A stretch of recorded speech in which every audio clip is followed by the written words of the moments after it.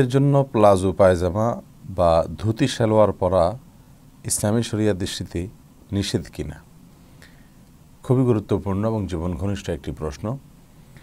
আজকাল মেয়েদের অনেকেই প্লাজো পাজামা নামে এক ধরনের বিশেষ পাজামা পরে থাকেন, যেটা খুব বেশি ঢোলা হয়ে থাকে উপর থেকে নিচ পর্যন্ত, এবং এত বেশি ঢোলা হয়ে থাকে যে এটা আগের যুগের পুরুষরা যে এক ধরনের পাজামা পরতেন পাঞ্জাবের সাথে অনেকটা সেটার মতো।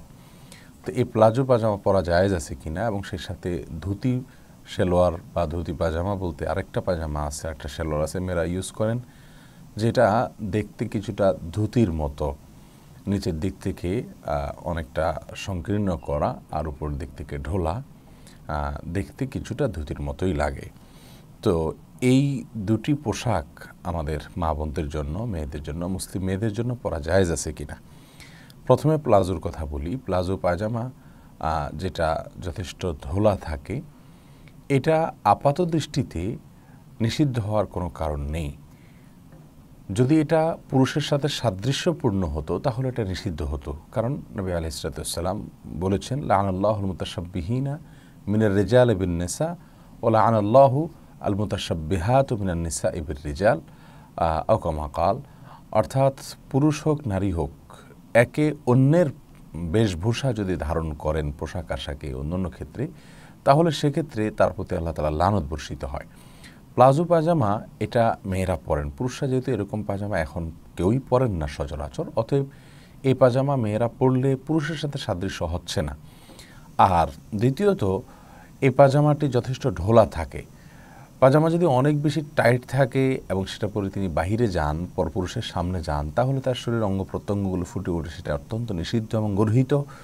কিন্তু যদি ঢোলা থাকে, সেটা পরে তিনি বাহিরে যান, আর সে ঢোলা প্লাজো পাজামাটা যদি এমন কাপড় দিয়ে বানানো থাকে যেটা পাতলা না হয়, তাহলে সেক্ষেত্রে এটা পরাতে আপাত দৃষ্টিতে নিষেধ হওয়ার কোনো কারণ দেখছি না। যদি খুব বেশি পাতলা কাপড় হয় এবং সেটা ঢোলা হয়, তাহলে সেক্ষেত্রে হাঁটতে গেলে শরীরের কোনো অঙ্গ, পায়ের কোনো অংশ দেখা যেতে পারে, এ আশঙ্কা যদি থাকে, তাহলে সেক্ষেত্রে সেটা নিষিদ্ধ হবে। আর যদি সেটা এরকম কোনো আশঙ্কা না থাকে, শরীরের কোনো অঙ্গ প্রত্যঙ্গ বোঝা না যায়, তাহলে প্লাজো পাজামা পরাতে আপাত দৃষ্টিতে কোনো সমস্যা দেখছি না। উপরের দিক থেকে যদি সেটা নিচে নামানো না থাকে, অর্থাৎ কোমর বা শরীরের কোনো অংশ দেখা না যায়, নিচের দিক থেকে যদি দেখা না যায়, তাহলে কোনো অসুবিধা নেই। প্লাজো পাজামার উপরে যদি জামা থাকে, যার ফলে শরীরের কোনো অঙ্গ প্রত্যঙ্গ ফুটে না ওঠে, তাহলে সেক্ষেত্রে ইনশাআল্লাহ বিদিনিল্লাহ প্লাজো পাজামা পরাতে আপাত দৃষ্টিতে কোনো নিষিদ্ধের কারণ দেখছি না। আমরা অনেকেই নতুন কিছু বের হলে সেটাকে মনে করি ইসলাম বিরোধী বা হারাম। মূলত ইসলামের কোনো বিধিনিষেধ যদি তাতে লঙ্ঘিত না হয়, কোরআন সুন্নাহর কোনো নির্দেশ যদি লঙ্ঘিত না হয়, তাহলে সেটা হারাম হওয়ার কোনো কারণ নাই। আর ধুতি সালোয়ার যেটা, এটার ব্যাপারে বলবো যে যেহেতু ধুতি হিন্দুদের একটা এমন একটি পোশাক যেটার সঙ্গে তাদের ধর্মীয় সংস্কৃতি জড়িত, অতএব এটা পরিহার করা উচিত একজন মুসলিম নারীর জন্য। কারণ রাসূল করিম সাল্লাল্লাহু আলাইহি সাল্লাম বলেছেন, মান তাশাব্বাহা বিকওমিন ফাহুয়া মিনহুম। যে ব্যক্তি কোনো জাতির সাথে সাদৃশ্য গ্রহণ করবে, সে তাদের অন্তর্ভুক্ত হবে।